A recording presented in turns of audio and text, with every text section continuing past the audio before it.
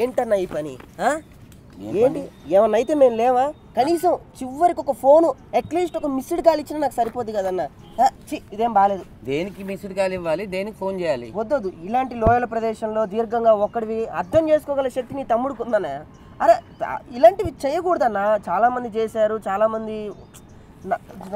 కాదురా, నువ్వు దేని గురించి మాట్లాడుతున్నావురా? అదే అన్న, ఇప్పుడు నువ్వు ఇక్కడికి ఎందుకు వచ్చావు? సినిమా అదంతా తీసి లాస్ట్ కి అదంతా కరెక్ట్ కాదన్న. ఓరెన్ని రే, సినిమా అంతా తీసి ఈ లోయలోంచి దూకి పడిపోదాం, లేకపోతే ఎందుకు తీసానురా అయ్యో దేవుడా అని కూర్చోలా. సినిమా నిన్నే ట్రిమ్మింగ్ వెర్షన్ చూసాను, సినిమా చాలా అద్భుతంగా వచ్చింది. త్వరలో ఆడియో రిలీజ్ కదా, కొత్తగా ఎలా చేయాలి ఆడియో రిలీజ్ అని చెప్పి ఆలోచించడానికి వచ్చి కూర్చున్నా. అందరు చేసిన తప్పులు నేను చేయను, మంచి సినిమా తీసా. అవునా? నువ్వు దానికి ఏదో ఊహించుకొని అంటే దిగులుగా ఉన్న ప్రతి మనిషి డిసప్పాయింట్ చేసేస్తావురా నువ్వు. అది కాదన్నా, ఇదంతా ఓకే. అసలు బయట టాక్ ఏంటో తెలుసా? బాగుంది అంటున్నారుగా టీజరు. నేను అనేది ఆ బయట టాక్ గురించి కాదు, ఎవరి గురించో నేను మాట్లాడట్లేదు. నీ సినిమాలో చేసిన నీ ఆర్టిస్ట్ గురించి మాట్లాడుతున్నా. మా ఆర్టిస్టులు బంగారం రా. అవునన్నా, వాళ్ళ సహకారం లేకపోతే ఈ సినిమా నేను తీసేవన్నా.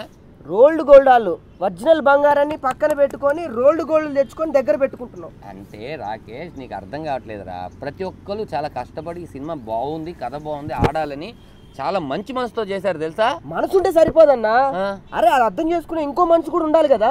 ఏమైందిరా, మంచి మనుషుల్ని దూరం చేసుకుంటున్నావు అన్న నువ్వు. దూరమా? నువ్వు ఎవరి గురించి ఏం మాట్లాడుతున్నావు? ఏదైనా ఉంటే డైరెక్ట్ గా మాట్లాడు, అర్థమైందా? ఇప్పుడు నా గురించి నేను ఏమన్నా బాధపడే వ్యక్తిని కాదు. అరే సొంత అన్నలాంటి నిన్న అంటుంటే నాకు ఐ కాంట్. సరే, అంతకన్నా ఇంగ్లీష్ నీకు రాదని నాకు తెలుసు, కానీ ఐ కాంట్ బిలీవ్ దిస్. అదే ఇప్పుడు నా గురించి ఎవరు ఏమనుకున్నారు, నువ్వు ఏమన్నావు క్లియర్ గా చెప్పు. అప్పుడే స్టార్ట్ అయినాయి అన్న గాసిప్స్. నాకు హీరోయిన్ కి అలా రాస్తూ ఉంటారు తప్పు. అంత దూరం వెళ్ళాల్సిన అవసరం లేదు. నేను చెప్పే మ్యాటర్ ఏంటంటే, ఇప్పుడు శ్రీముఖి అట ఏదో షూటింగ్ లో కూర్చో కూర్చో, ఏమైంది? ఏమని చెప్పిందంటే వేరే షూటింగ్ లో నా గురించి? అనిల్ అన్న, అనిల్ తమ్ముడు అన్నావా? నువ్వు దూకి చచ్చిపోతావు, కూర్చో. కాదురా, ఏమైందిరా? నువ్వు అదేదో అంటారు కదా ఎంఎస్ నారాయణ గారు, ఈ నా మటుకు నేను ఇక్కడ కూర్చొని ఆలోచించుకుంటుంటే చెప్పినట్టు చెప్పకుండా వాళ్ళ గురించి అడగకుండా ఏదేదో వాగినట్టు ఏదేదో చెప్తావేంటి? అసలు ఏం జరిగింది క్లియర్గా చెప్పు. శ్రీముఖి గారు వేరే సినిమా షూటింగ్లో నా గురించి ఏమన్నారు? మనోజ్ అరే ఆగా, ప్రతిదానికి లేస్తుంటావేంట్రా నువ్వు? మనోజ్ నందన్ గారు చాలా మంచి కుర్రాడు, వాడు 4-5 సినిమాలు హీరోగా చేశాడు, చైల్డ్ ఆర్టిస్ట్. వాడు అడగగానే వితౌట్ రెమ్యునరేషన్ సినిమా చేశాడు, అంతకనే ఏం కావాలి? వీళ్ళందరినీ పక్కన పెట్టు. అరే తుత్తు డైలాగులు చెప్తూ ఉంటాడు అన్న విజయ్. అరే ఆయన ఓరే ఆగు, ప్రతిదానికి దూకితే నేను ఆపలేను, ఇదే లాస్ట్ అండ్ ఫైనల్. విజయ్ గారి గురించి నీకేం తెలుసు? నేను దూకుతాను. ఆగరా, విజయ్ గారు ఫ్రెండ్షిప్, నా ఫ్రెండ్షిప్ అసలు ఎంత గ్రేట్ ఫ్రెండ్షిప్ నీకు తెలుసా? కూడా అడగగానే అరే భలేవాడే నీకోసం నేను చేయనని కథను నమ్మి వాడికి ఈ సినిమా తర్వాత చూడు అలా వస్తుంటాయి. నువ్వు అడిగితే నేను చేయరా? నువ్వు అడిగితే మెయిన్ రోల్ రాకేష్ నువ్వు చెయ్యాలిరా. అరే నా పక్క నువ్వు మరో హీరో రా, నీకు ఎంట్రీ సాంగ్ పెడతాను రా. అర్థమైంది. శ్రీముఖి గారు వేరే షూటింగ్లో నా గురించి ఏమంటున్నారు, అనిల్ ఏమంటున్నాడు, మనోజ్ నందన్ ఏమంటున్నాడు, విజయ్ని ఎందుకు పెట్టుకున్నావు, ఇవన్నీ అంటున్నప్పుడే నాకు అర్థమైందిరా. డైరెక్ట్గా అన్నయ్య నన్ను ఈ సినిమాలో ఎందుకు తీసుకోలేదని అడిగితే చెప్పేవాడిగా. ఆ విషయం పక్కన పెట్టాను, అదే మెయిన్ విషయం లాగా నాకు ఇప్పుడు అర్థం అవుతుంది. ఇప్పుడు నేను చేశానా చెయ్యలేదా, పబ్లిసిటీలో నన్ను వాడుకుంటున్నావు వాడుకోలేదనే విషయం పెట్టు. అరే డైరెక్ట్ అచ్యుత్ గారు అన్నయ్య ఏమన్నారు? ఈ సినిమా హిట్ అవుతుంది అంటున్నాడు. ఏంటి నాకు అర్థం కాదు. అంటే ఆడకూడదని నువ్వు అనుకుంటున్నావా, లేకపోతే ఆయన అన్నందుకు హ్యాపీగా లేవా, ఏంటి అసలు ప్రాబ్లం? మంచి సినిమా తీశాడు డైరెక్టర్, సినిమా హిట్ అవుతుందని చెప్పాడు, నువ్వెందుకు దానికి బాధపడుతున్నావు? సొంత తమ్ముడుగా అన్నయ్య సినిమా హిట్ అవుతుందని ఆనందపడాలి కదా. నా బొంద హిట్ సినిమాలో నేను చేయలేదని నా బాధ నాది.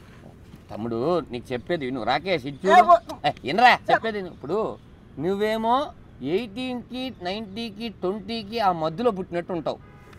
మామూలుగా చెప్తున్నా, చెప్పేది ఇంట్రా. అంటే నువ్వు ఒక క్యూట్ బాయ్గా, ఇంకా చిన్న కుర్రోడు, ఇంకా అదేమంటారు ఆ పాల బుగ్గలు ఇంకా పోలేదు, ఆ చెబ్బినెస్ పోలేదు. సరే నీ సాటిస్ఫాక్షన్ కోసం ఏమన్నా చెప్తాను, ఇప్పుడు వస్తున్నాయి మీసాలు. నువ్వు ఈ సినిమాలో విజయ్ గారికి ఏది ఎంత ఉంటుంది, షష్టి పూర్తి చేసుకుని 40 ఏళ్ళు దాటినట్టు ఉంటాడు, నేను అలాగే ఉంటాను. ఇప్పుడు మనోజ్ నందన్ క్యూట్ గా ఉంటాడు, అనిల్ గాడు మనోజ్ నందన్ కలిపి క్రైమ్ స్టోరీ ఇంకా 2-3 సినిమాలు హిట్ కాంబినేషన్ వాళ్ళది కదా.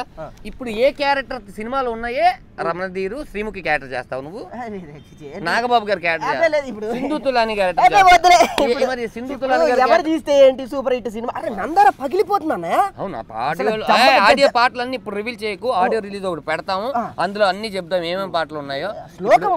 శ్లోకం పీకన వింటంటే నర్రాలు గజ్జ గజ్జ గజ్జ గజ్జలాడిపోతుంది. ఏం నీ రెండో సినిమా ప్రొడ్యూస్ చేస్తున్నాను ఎవరైనా చెప్పారేంటి, వచ్చి కాకా పడుతున్నావు? ఏం లేదు, ఒక్క సినిమా తీసిన నువ్వే ఇంత కంగారు పడితే ఒక 30-40 సినిమాలు తీసారు ఆయన. 70 తీసాడు ఎవరు, రామచంద్రరావు గారు. ఆయన ఎంత టెన్షన్ పడాలి? ఆయన టెన్షన్ ఉండదురా, నేను టెన్షన్ పడకూడదనే ఆయన పార్ట్నర్షిప్ లో తీసుకొచ్చి పెట్టుకుంది. సరే మీ ఇద్దరు ఓకే, అరే నిన్ను నమ్మి నిన్ను చూసి ఎక్కడో అమెరికా నుంచి పెట్టారు, వాళ్ళ పరిస్థితి ఏంటి? ఏముంది, సినిమా బాగా ఆడుతుంది, వాళ్ళు షేర్ వాడు తీసుకుంటారు. ఇప్పుడు ఈ సినిమా ఆడితే ఇంకో సినిమా మళ్ళీ పోటీ చేస్తారు. ఇప్పుడు వీళ్ళందరూ ఓకే అన్నయ్య, బయట ఏమనుకుంటారు, అరే ధనరాజ్ పక్కన ఎప్పుడు చూడు తమ్ముడు రాకేష్ ఉంటాడు, సినిమాలో లేడు, వీళ్ళిద్దరి మధ్య గ్లాసిప్స్ వచ్చినాయా, వీళ్ళిద్దరు విడిపోయారా, ఎవరెవరు ఏదో రాస్తుంటే నా మనసు. ఇప్పుడు ఇప్పుడు ఇప్పుడు ఇప్పుడు ఇది చూస్తున్నారు కదా జనాలు, ఇప్పుడు అనుకుంటారు మన ఇద్దరి మధ్య ఏదో గొడవ వచ్చింది. గొడవ లేదు, పాడలేదండి. ఈ సినిమాలో ఈ ఏజ్కి సరిపడా క్యారెక్టర్ లేదు, అందుకే నేను ఇవ్వలేదు. ఏదో అందరూ ఫ్రీగా చేస్తారు నా కోసం అని చెప్పి వాడుకునే రకం కాదు నేను. నా సినిమాలో క్యారెక్టర్ లేదు కాబట్టి వీళ్ళు పెట్టలేదు. అదేదో నీకు 100 సార్లు చెప్పాను కదరా, ఇప్పుడు ఏదో కెమెరా కనిపించింది నీ బాధ మొత్తం ప్రపంచానికి చెప్పాలన్నట్టు ఇక్కడ గ్లిజరిన్ వేసుకొని వచ్చి ఏడిస్తే అర్థమైపోద్ది అనుకుంటున్నావా? సరే పోనీ, ఏమండి ధనలక్ష్మి తలుపు తడితే చూడండి, సూపర్ డూపర్ హిట్ సినిమా. అమ్మయ్యా, నేను లేనని మాత్రం థియేటర్లకి వెళ్ళి అలాంటి నీకు కూడా ఫ్యాన్స్ ఉన్నారా? అలాంటివి చేయకండి. ధనరాజు గారితో నెక్స్ట్ సినిమాలో మెయిన్ రోల్ లో మంచి సాంగ్ తో నేను ఎంట్రీ ఇస్తాను. అయితే నేను ఒకటి చెప్తాను, అది జనాలకి జాగ్రత్తగా చెప్పు. ఈ సినిమా నేను కష్టపడి సంపాదించుకున్న డబ్బులన్నీ పెట్టి సినిమా తీశాను. ఎందుకు తీశాను? మంచి స్క్రిప్ట్, ఇలాంటి స్క్రిప్ట్ పాడైపోకూడదు, ఇలాంటి డైరెక్టర్, మంచి టాలెంట్ ఉన్న డైరెక్టర్ని మనం అర్థం చేసుకోవాలని చెప్పి నేను ఆల్నీళ్ళని కలుపుకొని ఈ సినిమా తీశాను. ఈ సినిమా నిజంగా ఆడింది అనుకో, నాలాగా ఇంకొక 20 మంది ప్రొడ్యూసర్స్ 30 మంది ప్రొడ్యూసర్స్ తయారవుతారు. 30 మంది ప్రొడ్యూసర్ తయారైతే ఇండస్ట్రీ కలకలాడుద్ది. ఇండస్ట్రీ కలకలుంటే నీలాంటి వాడిని కూడా పెట్టి సినిమా తీస్తారు. కాబట్టి సినిమా ఆడాలని జనాలు కోరుకో. ఒక్క సినిమా ఆడితే ఇన్ని ప్రయోజనాలు ఉన్నాయి. చివరికి రాకేష్ కూడా త్వరలో, ఇక నేను మీకు ప్రత్యేకంగా అవేమీ చెప్పాల్సిన అవసరం లేదని ఈ పాటికి అన్నయ్యతోనే చెప్పించాను. మరి సినిమా చూడండి, హిట్ చేయండి, తప్పకుండా చూస్తారు కదా. చూస్తారు, అది సినిమా పబ్లిసిటీ ఒకటి ఉంటుంది, అదంతా మేము చూసుకుంటాము. నీ ఫ్యాన్స్ గురించి నీ దగ్గరకు వచ్చి కూర్చొని సార్ అని అడిగే స్థితిలో నేను లేను. దయచేసి ఇప్పుడు నేను మాట్లాడుతుంది ఏంటంటే, నా ఫ్యాన్స్ కూడా చెప్పండి, నా ఫ్యాన్స్ కూడా థియేటర్కి వెళ్తారు. రాకేష్ గారి ఫ్యాన్స్ మీరు కూడా వచ్చి దయచేసి మా సినిమా చూసి నన్ను ఆశీర్వదించండి. చెప్పేశాను, ఓకేనా? నేను ఇక్కడ ఎందుకు ప్రశాంతంగా కూర్చున్నాను తెలుసా? ఆడియో దగ్గర పడుతుంది, ఆడియోకి ఒక డేట్ ఫిక్స్ చేయాలి. ఆడియో ఎలా చేయాలి? అన్ని ఆడియో లాగా కాకుండా మన ఆడియో కొత్తగా చేయాలి. అద్భుతమైన శ్లోకాలు ఉన్నాయి, అద్భుతమైన పాటలు ఉన్నాయి, మంచి టైటిల్. ఈ పాటకే మనకి టీజర్ అందరికి రీచ్ అయిపోయింది, టైటిల్ బాగా రీచ్ అయిపోయింది, సినిమా గురించి నలుగురు మాట్లాడుకుంటున్నారు.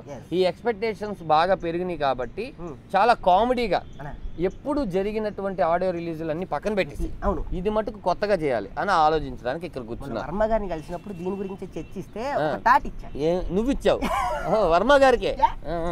మొత్తం విషయం ఏంటంటే చాలా డిఫరెంట్ అన్నయ్య. మీరు నమ్మరు, ఎవరు ఇంతవరకు చేయలేదు. తెలుగు ఇండస్ట్రీ మొత్తం ఆ రోజు మన ఆడియో ఫంక్షన్ చుట్టే ఉంటది, అట్లా చేయొచ్చు. తెలుగు ఇండస్ట్రీ మొత్తం మన ఆడియోకి వస్తుంది. ఏంట్రా థాట్?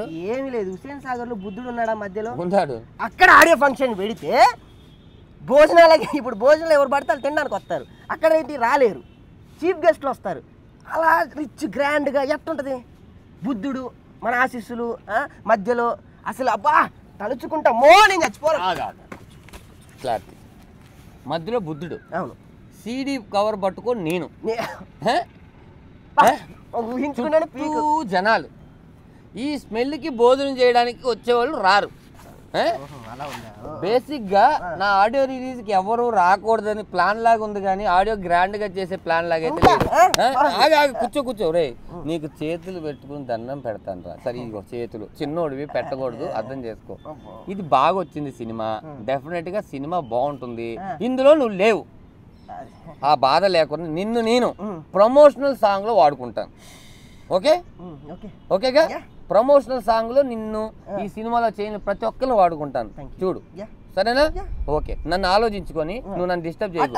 అటువైపు అటువైపు నేను అసలు ఎప్పుడు వెళ్ళను, ఎందుకంటే సినిమా బాగా వచ్చింది, అటు వెళ్ళాల్సిన పరిస్థితి నాకు లేదు. నువ్వు వెళ్ళి నా గురించి సినిమాలో ఎవరెవరు ఏమేమి అనుకుంటున్నారు అన్ని కనుక్కొని రా. ఆ కనుక్కొని వచ్చింది స్పెషల్ ఇంటర్వ్యూ పెడదాం. ఓకేనా? ఆలోచించుకుంటూ ఉండు, నేను ఆ గ్యాస్ పనిలో ఉంటా. పో పో పో యాదవా. ఇలా ఉంటుందండి పరిస్థితి. త్వరలో మనం కూడా ఏదో రోజు ఈ సినిమా హిట్ అయితే వెళ్తున్నా. ఏం లేదండి, సినిమా చాలా బాగా వచ్చింది. కాకపోతే ఆడు సినిమా చూసేసాడు అనమాట. నా తమ్ముడు కదా, ముందే సినిమా చూపించేస్తారు కదా. ఇంత మంచి సినిమాలో నేను లేనేంటి అని చెప్పి వాడు ఫ్రస్ట్రేషన్ మొత్తంగా ఇక్కడ కక్కాడు. ఇంకా ఆ కక్కిందంతా ఇక్కడే స్మెల్ కొట్టేస్తుంది. నేను వెళ్ళి స్నానం చేసి వస్తాను. బాయ్.